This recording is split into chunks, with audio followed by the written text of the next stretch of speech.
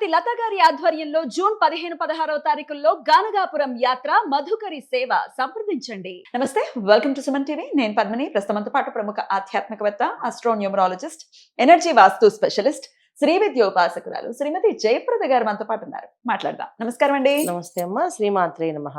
ఎలా ఉన్నారు? చాలా బాగున్నారన్న. చాలా బాగున్నారు, చక్కగా. రైట్. జయప్రద గారు, గురువు యొక్క మార్పు జరగబోతోంది. రేపు జూన్ 2వ తారీఖున గురువు కర్కాటక రాశి ప్రవేశం జరగబోతోంది. మరి దీని ద్వారా ద్వాదశ రాశులకి కూడా గురువు ఇచ్చే ఫలితాలు ఎలా ఉంటాయో మీ ప్రొడిక్షన్స్ ద్వారా తెలుసుకోవాలనుకుంటున్నాను. మరి అంతకన్నా ముందు గోచారం ఒక్కసారి క్లుప్తంగా చెప్పండి. గురువు ఎప్పుడు రాబోతున్నారు, అంటే ఇంకా మిగిలిన మేజర్ గ్రహాలు ఎక్కడెక్కడ ఉన్నాయి, ఇవన్నీ ఒకసారి. తప్పకుండా అన్న. సో గురువు మార్పు అనేది అందరికీ మంచి శుభవార్తలు, శుభకరమైన విషయాలు జరిగే అవకాశాలు ఎక్కువగా ఉన్నాయి. బ్యూటిఫుల్.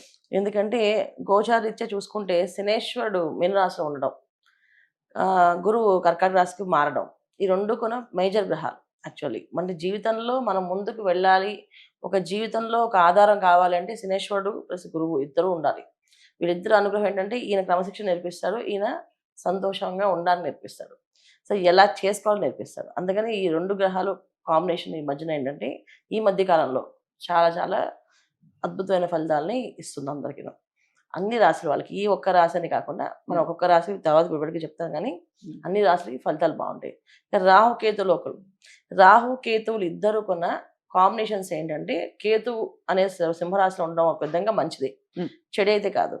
అలాగే రాహు కుంభరాశిలో ఉండడం కూడా మంచిది, చెడైతే కాదు. కాకపోతే ఏంటంటే కొన్ని రాశులకి అవి యాంటీగా పనిచేస్తాయి. కానీ ఇప్పుడున్న కాలగమనంలో ఈ 4 గ్రహాలు కాంబినేషన్ అనేది ఒక అద్భుతంగా పనిచేస్తాయి.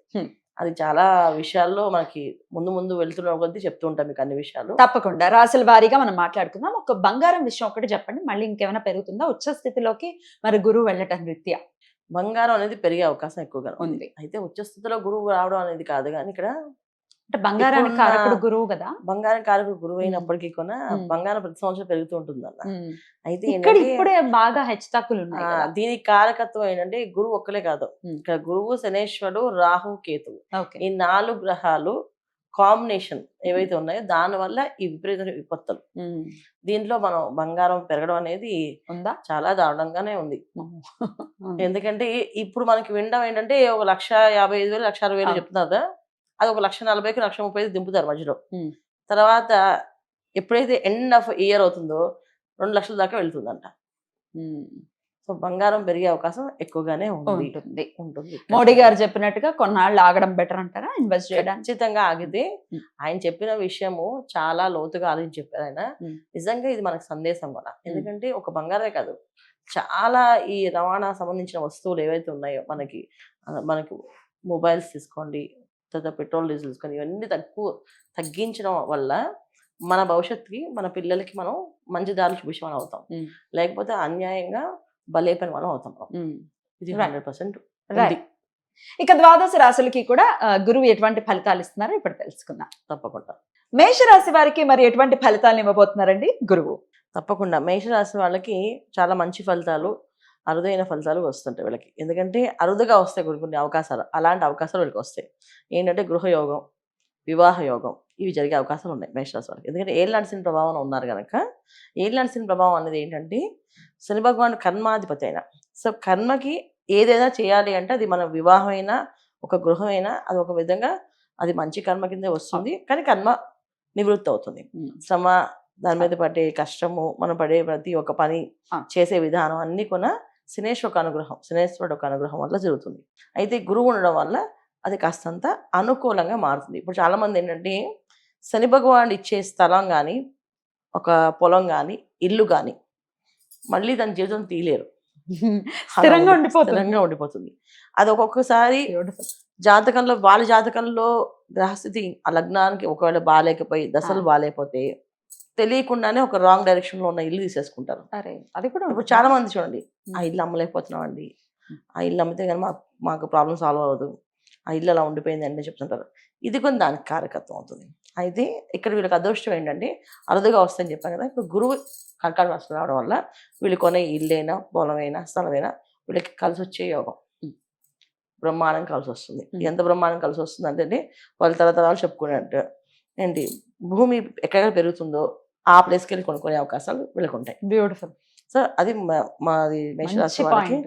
చాలా వాల్యుబుల్, అంటే Hmm. అరుదైన అవకాశం అన్నమాట వాళ్ళకి. అందుకని సో ఎవరైనా ఇల్లు కొనుక్కునే వాళ్ళు మేషరాశి వాళ్ళు ఉంటే ఖచ్చితంగా కర్కాటక రాశిలో గురువు ఉన్నంత కాలంలో వెతుక్కొని కొనాలి.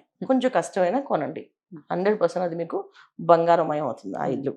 ఇది వీళ్ళకి మేషరాశి వాళ్ళకి కలిసి వచ్చే అవకాశం. రైట్. అలాగే వివాహం, వివాహం కోసం ఎవరైతే ప్రయత్నం చేస్తారో, వివాహం అయ్యే అమ్మాయి అయినా అబ్బాయి అయినా వీళ్ళకి ఒక బాధ్యతగా తెలిసిన వ్యక్తితో జరిగితే వివాహం ఎలా ఉంటుందో అంత బ్రహ్మాండంగా జరుగుతుంది. సో వివాహం అనేది అయ్యే అవకాశం ఉంది. మేషరాశి వాళ్ళకి 2 అదృష్టాలు, ఒకటి వివాహము, 2 గృహయోగం. స్వగృహం. సో 2 ప్రాప్తించే అవకాశం ఉంది. చక్కగా అవకాశాన్ని సద్వినియోగం చేసుకుంటే వీళ్ళకి శుభ్రంగా అన్ని విధాలు కలిసి వస్తాయి. ఓకే. ఇక ఆరోగ్యం ఎలా ఉంటుందండి? గురువు ఎట్లాంటి ఆరోగ్యం ఇస్తారంటే రకరకాల, అంటే షుగర్ కి కానీ ఈ ఒబేసిటీకి కానీ గురువు కారకుడు అని వింటూ ఉంటాం కదా. ఖచ్చితంగా అవును. మరి ఆరోగ్యం ఎలా ఉంటుంది మేషరాశి? దీనికి ఇంకా మేషరాశి వాళ్ళకు ఉండే ఏవైతే కామన్ ప్రాబ్లం ఏంటంటే, వాళ్ళ ఆహారాన్ని వాళ్ళు నచ్చిన టైంలో తింటారు. కొంతమంది రాత్రికి తింటారు, కొంతమంది పగలు తింటారు. మొత్తం డైట్ తింటారు కానీ ఆ టైమింగ్స్ మారవు. టైమింగ్స్ ఏంటంటే వాళ్ళవి ఒక్కొక్కటి డిఫరెంట్ ఉంటాయి. రాత్రి 12కి తింటారు, మాకు అప్పుడే ప్రశాంతంగా ఉంటుందని చెప్పేసి. కొంతమంది మార్నింగ్ తింటారు, ఆ తర్వాత తినరు. ఈ 2 ప్రమాదమే. ఎందుకంటే ఇక్కడ టైమింగ్స్ ఏదైతే మనం పాటిస్తున్నామో, ఇక్కడ ఏలినాటి శని ప్రభావంలో శని భగవాన్ ఒక రూల్స్ ఉంటాయి, ఆయన రూల్ ప్రకారంగా నడవాలి సిస్టమేటిక్ గా. ఆ సిస్టమేటిక్ ఫాలో అవ్వకపోతే అది కాస్త మనకి ఇబ్బంది పెట్టే అవకాశం ఎక్కువగా ఉంటుంది. గురువు ఏదైనా పెంచే కారకత్వమే కనుక ఆయన ఏది ఉన్నా పెంచుతూ ఉంటాడు, దాన్ని తగ్గించేదే ఉండదు, పెంచడం ఉంటుంది. సో అది ఆరోగ్యం ఒకటి అనుకోండి, ఖచ్చితంగా ఒబేస్ రావడం, తర్వాత బీపీ షుగర్ అనేది కామన్ గా వీళ్ళకి మామూలుగానే బీపీ ఉంటుంది మేషరాశి వాళ్ళకి.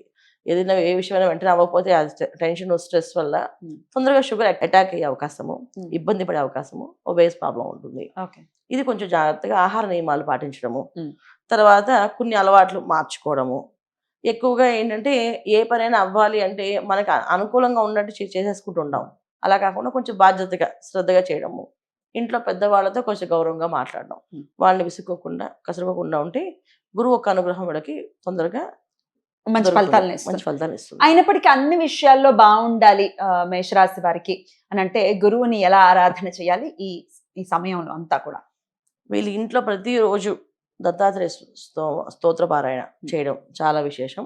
ప్రతి గురువారం దేవాలయానికి వెళ్ళడం, ప్రతి గురువారం దేవాలయానికి వెళ్ళి చక్కగా ప్రదక్షిణాలు ఉంటాయి, 9 ప్రదక్షిణాలు చేసి గురువుని ఆరాధించడం, దక్షిణామూర్తిని కానీ దత్తాత్రేయుని కానీ వీళ్ళకొలవచ్చు.